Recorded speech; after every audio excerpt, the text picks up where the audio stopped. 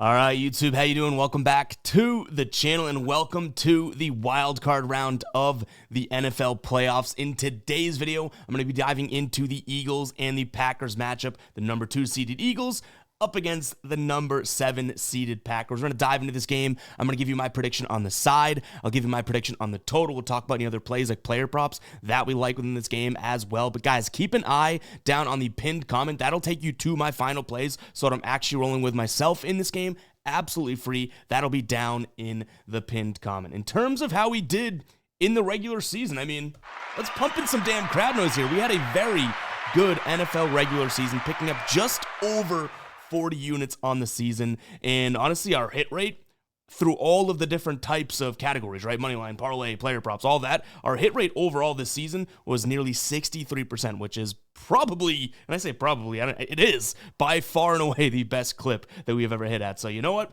Let's pump in the crowd noise one more time. Seems fitting to do that as we head into the NFL playoffs here. And we do have a very good game on our hands. 14-3 Eagles, like I said, number 2 seed taking on the Packers. They won 11 games this year. We saw this matchup actually in week 1 of the NFL season. They played in Brazil. Eagles won that one 34-29. Now in this spot, we're sitting at a little bit different in terms of what we'd look at from an over/under and a line perspective, right? This line right now is at 4.5 in favor of the Eagles at home, and the total's way down there at 45.5. Guys, before we do dive into this one, make sure to hit that like button and hit that subscribe button as well. I'm really excited for this matchup, and we have tons of other videos for matchup specific videos out there on the channel right now. So each and every playoff game between me, Tassos, and Trey, we're going to be covering those games as standalone videos, which I'm very excited about as we progress through the NFL playoffs here. So hit that like button, hit that subscribe button. As always, drop your favorite plays down in the comments below. You're helping out a ton of people. Like, there's so many plays that get thrown into the comments of matchups and plays and just spots in which I wouldn't even think to look myself. So shout out to you guys that are throwing out some amazing plays down there. But what do you say we dive into this one? Like I said, 45.5 total. We are sitting at a 4.5 point line right now in favor of the Eagles. Let's start with the quarterback matchups versus the defenses that we have, and then we'll talk about the run game, and then we'll kind of get to what we're leaning towards on a side and total, and then a couple player prop spots that I like. Does that sound good? Let's get going.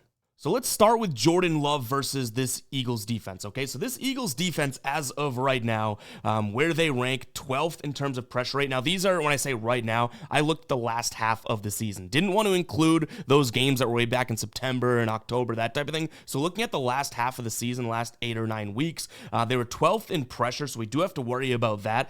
Only 29th in terms of blitz rate and 21st in terms of sack rate. So realistically, applying pressure and getting to the quarterback is our focus here versus them actually, calling up blitz plays. They don't blitz all that much, and then actually sacking the quarterback. So pressure is definitely something that we're thinking about here. In terms of what we have from a man zone perspective, this Eagles team is going to run a decent amount more man than zone, about a 57% zone rate, man rate, which meaning they're only sitting at like a 43% zone rate. So yeah, we'll focus on some man and how Jordan Love does against man coverage as well. And then also this Eagles team plays a ton of more 1 high safety looks, whether it's man or zone, more 1 high safety looks than they do 2 high safety looks. So that'll be something that we have to focus on here as well. So let's get into how Jordan Love does, I guess, against what that first call we had, right? The pressure. And spoiler alert, it's not all that great. In terms of Love in no pressure situations versus pressure situations, his completion percentage drops from 69.2% to 52.9. Yards per attempt drops 1.3 yards from 8.7 to 7. Success rate drops over 20 points here, 56 to 35. And then we have his accuracy rate dropping pretty significantly as well, 75 to 59. EPA drops pretty heavily, 65.05 down to negative 12.5. DVOA 50 down to 0.5, and then turnover-worthy throw rate goes from 0.6, so not many turnover-worthy throws in no pressure situations, to 5.9%. So Jordan Love against pressure, no good. Like, that's going to be advantage Eagles here on the defensive end. When we flip it over to the coverage perspective, there are a few good and bads here in terms of Jordan Love versus man coverage. We'll start with the bad, and then we'll get to the good. Completion percentage drops nearly 20 points as well. Yards per attempt drops a couple yards. Success rate goes from 57 down to 44. Accuracy drops from over 81% down to 66%. And then the good stuff comes in. His EPA actually goes up a few points. DVOA goes up a few points. And then his turnover-worthy throw rate against, man here actually drops down a little bit. So we see that turnover-worthy throw sky high in terms of pressure, but in terms of the coverage that we're actually going to see, it kind of evens out. So we do love to see that. Now, in terms of one high safety versus two high safety, in terms of one high safety, it's not exactly the best look for Jordan Love either. His completion percentage drops against two high safety, 73% versus one high safety, 59%. Yards per attempt, 8.8 to 8.7. Success rate, 58 down to 46. Accuracy, 78 to 69. EPA drops as well. DVOA drops slightly, and then turnover-worthy throw rate kind of stays the same. So overall, this is not exactly the best situation for Jordan Love. Now, when they did play earlier this year, we didn't see the worst game out of him. He actually kind of got banged up, right? But 17 of 34, 260 with two touchdowns and one interception. Wasn't a great game, but wasn't the worst game either. I mean, his completion percentage really was at 50% completion percentage. So yeah, I guess we could look at that. And one thing to note too is that this Eagles defense, much like the Packers has, to be honest, but this Eagles defense has gotten increasingly better seemingly as the year's gone on, right? That secondary got a lot better. Some of these rookies have looked really, really good. So that seemed like a paper-thin defense at the beginning of the year, turned into a good defense. So if he struggled against the defense at the beginning of the year, I do expect some struggles from Jordan Love heading into this game now in a playoff atmosphere at the end of the year. But you might be thinking, okay, well, that means it's an easy Eagles play, right? Not necessarily. Let's talk some Jalen Hurts against the Packers defense now. The Packers are pressuring more over the last few weeks here, last half of the year, more than the Eagles. They're actually fifth in terms of pressure rate. Like the Eagles, they don't necessarily drop a bunch of blitzes. They don't necessarily get to the quarterback all that successfully in terms of sacks, but they sure do they do pressure the quarterback. So Jalen Hurts against the pressure, not exactly an ideal situation for him either. His completion percentage drops from 77 down to 34. Yards per attempt, 8.7 down to 5.5. Success rate, 56 to 31. Accuracy, 81 to 65. EPA drops from 54 down to negative 34.3. EPA is expected points added. DVOA goes from 54% down to negative 104%. His turnover-worthy throw rate does drop to 0 against pressure, so he's not throwing picks or turning the ball over or throwing throws that are worthy of turnover. So against pressure, Jalen Hurts struggles mightily as well. Now, this is a Packers team, unlike the Eagles. They're going to play a ton of zone coverage. If you give the Packers 4 plays, most likely they're playing zone for 3 of them. They almost 3x the amount of zone plays that they do in man. And Jalen Hurts, his completion percentage does go up against zone. That's great, right? But everything else, other than completion and accuracy, which kind of can go hand in hand at times, those drop too. So I don't see Jalen Hurts in the best of situations overall. Now, the Packers have kind of a split, are pretty much split in terms of percentage of 1 high and 2 high safety, so I didn't want to distinguish those. But again, when we look at pressure and zone coverage, Jalen Hurts not exactly in the best situation either. So now we have 2 quarterbacks overall that I'm sitting here going, well, yeah, I like both teams. They both are high-powered offenses, but are these the 2 defenses that are almost like the kryptonite for these teams? Perhaps, right? And I think a lot of people are going to look at that week 1 game and say, well, hold on. Like, they had a 29 game earlier in the year. This is an easy over, right? Both defenses have gotten so much better, and you look at the recent numbers, neither quarterback is in a prime position. And if we flip it over to, using our dashboard, flip it over to the run game, like we've seen 2 fairly decent run defenses all year long. 7th in terms of rushing yards per game allowed to Green Bay, 10th in terms of the Eagles. Eagles overall, the number 1 defense closing out the year in DVOA metrics, number 2 against pass and number 2 against the rush. And then Green Bay, 7th against the rush. So this is all leading up to what I would almost start to lean towards an under 45.5. It looks like the weather's going to be okay. It'll obviously be cold in Philly, but I don't think cold is going to give them an advantage, especially playing against the Packers. So I'm not going to sit here and be like, that's a point towards Philly. I think that points towards an under, just especially because I don't think either quarterback is in an ideal situation, which we've seen plenty of those situations so far this year. And you guys in the comments have ragged on me when liking an under. And then we've seen some games like, that Rams primetime game in which no touchdowns were scored. So I like the under in this spot, 45.5. I'm not sitting here thinking this is going to be like a 10-7 game. Don't get me wrong. I think both these offenses are so good, and both quarterbacks that we looked at are so good that obviously they can counter and make some great plays against even non-ideal situations, right? But just through and through, I can't really get to the over. So first and foremost, I am going to lean towards the under. Now, when it comes to a side, it's at 4.5 right now. I already kind of gave out a pick on H2H, the show that I do with Tassos. I lean towards the Eagles, took it on that show, but in this spot, I still do lean towards the Eagles. 4.5 seems like it's kind of a sketchy number, right? Like I might even, like I did on that show, kind of pay a lot more juice and try and snag the Eagles at -3, which right now you can get -3 for -165. I got it earlier in the week at -160, so I'm already locked in there. I'm not going to count it towards this video because getting something on Tuesday morning is a hell of a lot different than, putting this out on it's going to be Saturday afternoon. You know what I mean? So yeah, I do think the Eagles take this one. I'm biased in a sense. I have their future to win the Super Bowl, but to me, even with the non-ideal situations, they just have a lot more playmakers out there. And even when you go, okay, Josh Jacobs and Saquon Barkley, two amazing running backs, right? Both defenses very good against the rush. If I had to pick one of those guys to outperform a defense, it's going to be Saquon. He can get involved multiple ways, which Josh Jacobs is a phenomenal back, but he's going to be a lower the shoulder, let me run through you type of a guy, which may not work against this Eagles defense, right? So yeah, it's simple for me. I think that there's just more playmakers and more talent on the Eagles offensive side. And if I think defense and, quarterback situations are going to be such a huge part of this game, I'm going to at least look at which offense may be able to overcome the circumstances, right? And you throw in the fact that Jordan Love's banged up. Jalen Hurts obviously missing the last couple weeks too. Both quarterbacks listed as healthy. We should be good to go here. In fact, the offenses are pretty much healthy. I think Christian Watson listed as out for Green Bay, but that's about it. So we've seen these two teams obviously dinged up throughout the year, but should be good to go, much like we saw in week 1 of the season. And even if it does, Sam's totally wrong. Sam totally wrong about the defense, right? In the matchup there.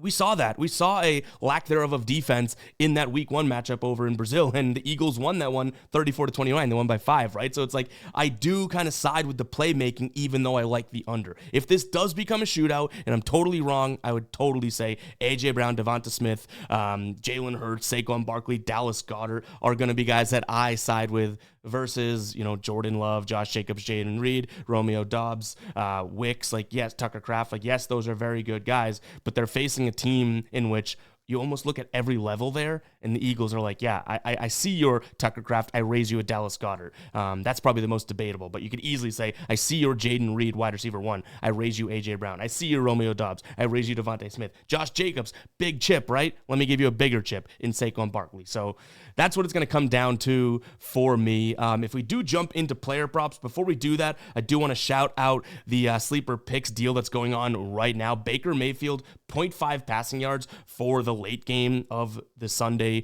matchups that we have here. So obviously Washington's playing Tampa Bay, and Baker Mayfield is going to throw for a lot of yards. At least I think. I'm not covering that game on the channel, but I think you will.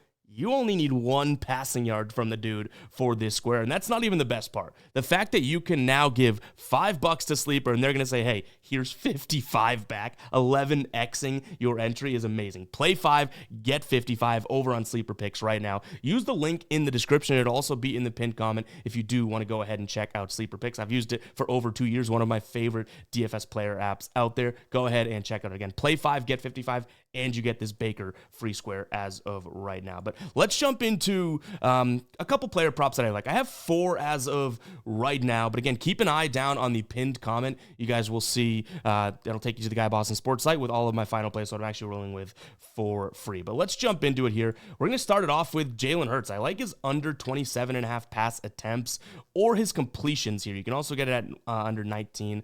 I don't think that they're going to rely on the pass all that much, and both of these quarterbacks, I have a Jordan Love spot that I'm liking as an under as well. Both these quarterbacks obviously hit some overs in that week 1 matchup. You see he completed, threw the ball 34 times and completed it 20 times, but I don't think they're going to need to do that, and they haven't needed to do that very much so far in, as the season concluded for him. Obviously, he got hurt in this game, but overall, they don't need to throw on this Green Bay team. The way you get them is going to be able to kind of control possession and take the ball out of that offense's hands, right? And throw in the fact that I don't think Jalen Hurts is in the ideal situation. Like I've said, like a broken record a million times. 28 pass attempts seems like it's a little bit too much this season. He's averaged 24.07. We filter it to the home games. It goes up to 27.7, but still 27 on a line of 27.5. Like that seems like you're splitting hairs, but still something I would lean towards an under in a playoff type of a spot, right? So give me Jalen Hurts under 27.5 pass attempts. I don't necessarily think that he's going to have a clean pocket for most of the game. You can even see down here, this is Green Bay's defense in terms of sacks, hits, QB hurries. Like this line of the Eagles definitely is good, but Green Bay is going to be a team that definitely kind of gets them and makes it difficult for them. And then on the flip side, I'm fading Jordan Love to some degree. This one's going to be his under 1.5 touchdowns thrown. Now, it's a little juicy, but still kind of worth it in my opinion. He did have 2 touchdowns thrown in that week 1 matchup, but look at him on the season. Okay, he crushed it to start the year, right? Crushes it. And then all of a sudden, it kind of fades off. You look at him in the last 10 weeks here, he's averaging just 1 touchdown throw per game, and he's had 3 games with no touchdown throws. So to me, this is a good spot for him. If we want to look at passing touchdowns against Philadelphia, allowing the 6th fewest on the season, 2 quarterbacks, 1.3 allowed. So Jordan Love, I don't necessarily think he's going to have all of these, red zone opportunities or whatnot either, given the fact that, yeah, very good red zone offense at 10th, but the red zone efficiency in terms of defense tied 5th for the Eagles. They're the 2nd best scoring defense overall this year, and against the pass, they've been the number 1 team via these outlier rankings. So yeah, I like Jordan Love. He can throw as many yards as he wanted to. I did originally look at his passing yards, which is right here, right? His passing yards, but 217.5 does seem a little bit too low. He threw for 260 last time they played, and honestly, even if we look at the last 10, like he's hitting a few more times, right? So that I considered that, and I like the odds we're getting for it, but to me, I do think that I shrink it down to just the red zone here and say, under 1.5 passing touchdowns for him. And by the way, guys, if you are interested in the tool that I'm showing here that I just showed with the Jalen Hurts, now the Jordan Love numbers and the stats, this is called Outlier. There'll be a link down in the description for a 7-day free trial. After that, it's $19.99 per month. So it's a really, really valuable tool just overall, like even after the trial, but you do get 7 days free. So go check it out. That link is down below. They have all sports, which I think is very, very cool. You can even see if we go to the prop screen, NBA, NFL, MLB, NCAA football, men's basketball, soccer, NHL. They have WNBA as well. This thing is absolutely goated in terms of what you can get for the price you're paying. So go ahead and check it out, guys. That link will be down below. But again, this second player prop here that we're leaning towards is Jordan Love under 1.5 passing touchdowns. Now we move into the 2 running backs.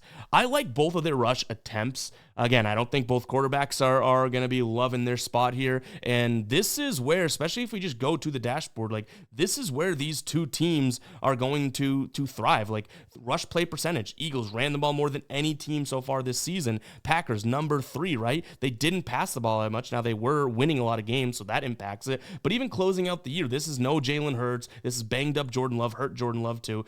3rd in terms of rush play percentage, and then 5th in terms of rush play percentage. This is, I do think, where you kind of attack both defenses. You say, if Josh Jacobs has a good game, that is just going to be kind of like a point A to point B, no black and white, or it is black and white, no gray area. He's going to have a good game, and he's going to be able to, get a lot of quantity. Same thing with Saquon Barkley. Both quarterbacks are kind of up in the air for me, like I said multiple times, but both running backs are talented enough that you say, hey, take this ball and show us what you got. So Saquon over 19.5, Josh Jacobs over 17.5. If you look at the rush attempt here, Josh Jacobs, 57% so far this season, tripling Emmanuel Wilson, obviously their backup. And then Saquon Barkley, 55%. Obviously, Jalen Hurts and Kenneth Gainwell is going to get some reps there, but realistically, Jalen Hurts, a lot of these are going to be those tush pushes or scrambles, so not designed runs. And then Kenneth Gainwell, a lot of the times is going to be in there for some scat back action. So in terms of establishing your playoff start to this playoff run, you're going to want both running backs involved. So I like both of them,